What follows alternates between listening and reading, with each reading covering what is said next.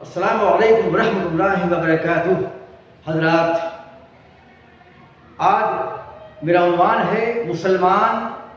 اور تجربی علوم، یعنی وہ علوم جن کی بنیاد تجربات اور مشاہدات پر موقوف و معلق ہے۔ حضرات، یورپ نے کئی مقام پر مسلمانوں کا لوہا مانا ہے، علمی برتری کو تسلیم کیا ہے، اور یہ تسلیم کیا ہے کہ 1500 سال تک مسلمان جو ہیں ساری دنیا کے امام اور پیشوا رہے، اب پورا یورپ ان کا شاگرد ہے۔ لیکن پھر بھی منافقت کی بنیاد پر وہ کبھی کبھی یہ کوشش کرتے ہیں کہ بہت سے علوم اور فنون کی بنیاد وہ خود ثابت کرے اپنے لیے، یعنی تسلیم کرتے ہیں کہ عرب ان کے استاد ہیں، لیکن جا بجا گاہے بگاہے وہ ایسی غلطیاں کرتے رہتے ہیں کہ جس سے مسلمانوں کا فضل و کمال اور ان کی برتری پر داغ لگ جائے۔ اس میں سے ایک داغ یہ بھی ہے، وہ کہتے ہیں کہ مسلمانوں نے تجربی علوم کا آغاز نہیں کیا تھا، یہ تو روجر بیکن نے 16 سینچری میں جب نشست ثانیہ ہوئی، رینیسنس ہوا، پنرجاگرن ہوا، جب نیا زمانہ آیا، تو مسلمانوں نے نہیں بلکہ علماء مغرب نے، علماء سائنس نے تجربی علوم یعنی ایکسپیریمنٹل سائنسز کا آغاز کیا۔ یہ بدترین گمراہی ہے۔ وہ روجر بیکن کو جو 16 سینچری میں ہوا تھا اور ولیم ہاروے کو یہ ثابت کرنے کی کوشش کرتے ہیں کہ یہ وہ علماء سائنس ہیں جنہوں نے دنیا میں تجربی علوم کا آغاز کیا۔ یہ بالکل غلط ہے۔ روجر بیکن سے تقریباً 300 سال پہلے جابر ابن حیان نے تجربی علوم کا آغاز کیا، اور جابر بن حیان کی کتابیں جن کو عربی زبان سے یورپ میں ترجمہ کروایا تھا، ان کو مطالعہ کی یہ بات ثابت کر دی گئی ہے کہ روجر بیکن نے جابر بن حیان کی کتابوں کا مطالعہ کیا تھا جس میں تجربے اور مشاہدے کا ذکر تھا، اور جابر نے کہا تھا کہ تم جو کہتے ہو وہ کہو مت، وہی کہو جو تم تجربے اور مشاہدے کی بنیاد پر جانتے ہو، اور سب سے بہتر علوم وہ ہیں جو ثابت کیے جائیں تجربے اور مشاہدے کی بنیاد پر، ایکسپیریمنٹس کی بنیاد پر۔ یہ جابر بن حیان کا کہنا تھا، اور جابر بن حیان کو کیمسٹری کا علم کیمیا کا بابا اعظم کہا جاتا ہے، اور یہ وہ عظیم الشان سائنٹسٹ ہے جس نے نائٹرک ایسڈ یعنی HNO3 اور ہائیڈروکلورک ایسڈ HCl اور H2SO4 سلفیورک ایسڈ، یہ تینوں ایسڈ جو ہے جابر بن حیان نے ہی ایجاد کیے تھے، اور کیمسٹری میں استعمال ہونے والا ریٹارٹ جس کے ذریعے سے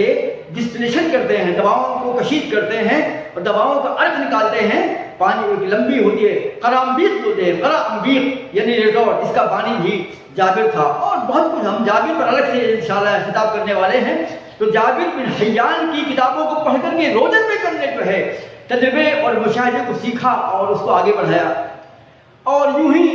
ابن نفیس ایک عظیم الشان ڈیماسکس یعنی دمشق کا ایک عظیم الشان سائنٹسٹ تھا، ابن نفیس۔ اس نے ہیومن باڈی کے اندر میں بلڈ سرکولیشن یعنی رکت پریوہن یعنی دوران خون کا نظریہ پیش کیا، اور بعد میں تجربے اور مشاہدے کی بنیاد پر دل کو کاٹ کر کے دل کے ذریعے جو ہے ثابت کیا کہ دل کے 4 حصے ہوتے ہیں، right Oracle, left Oracle, right ventricle, left ventricle, اور یہ ثابت کیا ابن نفیس نے کہ رائٹ اوریکل اور لیفٹ اوریکل جو اوپر کے 2 خانے ہیں، ان کے بیچ میں ایک دیوار، ایک سیپٹم ہوتی ہے، اور بیچ میں کوئی سوراخ نہیں ہوتا ہے، اور خون جو ہے باہر سے جب آتا ہے تو رائٹ اوریکل میں آتا ہے، وہاں سے رائٹ وینٹریکل پہ جاتا ہے، اور رائٹ وینٹریکل کے ذریعے سے پلمونری آرٹری کے ذریعے وہ خون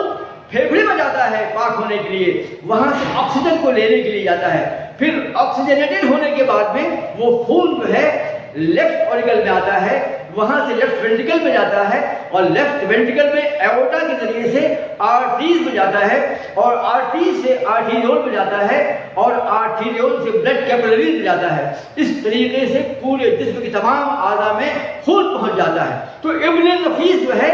دوران خون کا بانی ہے، اور اس نے ثابت کیا قلب کی بلاوٹ، ہارٹ کا اسٹرکچر اور کنسٹرکشن بتایا ہے اس نے،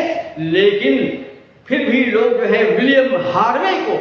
اور سرویتس کو جو ہے ثابت کرنے کی کوشش کرتے ہیں کہ سرویتس نے اور ولیم ہاروے نے بلڈ سرکولیشن کا نظریہ پیش کیا، تجربہ کیا۔ وہ یہ بھی کہتے ہیں کہ ابن نفیس نے یقیناً یہ بات کہی تھی کہ بلڈ سرکولیشن ہوتا ہے اور خون بہتا ہے آرٹریز میں، دھمنیوں میں خون بہتا ہے اور آتا ہے وینز کے ذریعے دل میں، اور دل سے خون جاتا ہے دھمنیوں کے ذریعے سے، آرٹریز کے ذریعے سے۔ لیکن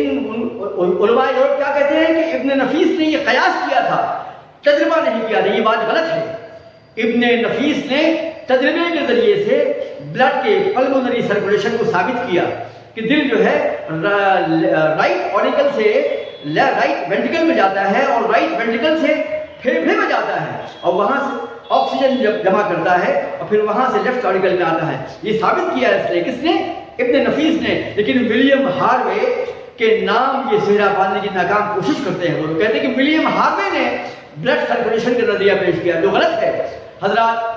BBC لندن سے سن 1907 میں اعلان آیا، جب BBC والوں کو یہ خبر لگی کہ ولیم ہاروے کے نام یہ تحقیق مڑھی جا رہی ہے، اس کے نام سے منسوب کی جا رہی ہے، تو BBC لندن سے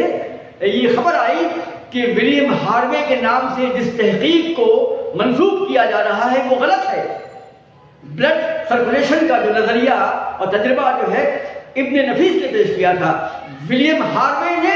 ان کی کتابوں سے استفادہ کر کے اس نظریے کو اپنے نام سے یا پھر علماء یورپ نے اس کے نام کر دیا۔ حضرات، یہ جو ہے سائنٹسٹ جو ہے اکثر علماء عرب کے ناموں کو انگریزی میں ٹرانسلیشن کر دیتے ہیں اور لگتا ہے کوئی یہودی یا عیسائی ہیں، یہ ان کی سازش ہے۔ وہ تسلیم کرتے ہیں امامت کو، مسلمان سائنٹسٹوں کی امامت و قیادت و سیادت کو اور ان کی ہدایت کو مانتے ہیں، لیکن جا بجا یہاں وہاں شرارتیں کرتے ہیں اور یہ ثابت کرنے کی کوشش کرتے ہیں کہ بہت سے علوم و فنون اور بہت سی تحقیقات کے بانی وہ خود ہیں، جبکہ یہ غلط ہے۔ اللہ تعالیٰ ہمیں حق قبول کرنے کی اور سمجھنے کی توفیق عطا فرمائے۔ حضرات، اس ویڈیو کو جو ہے سبسکرائب کرنا نہ بھولیں اور بیل آئیکن کو دبائیں اور اپنے دوستوں کو اس کو سینڈ کریں۔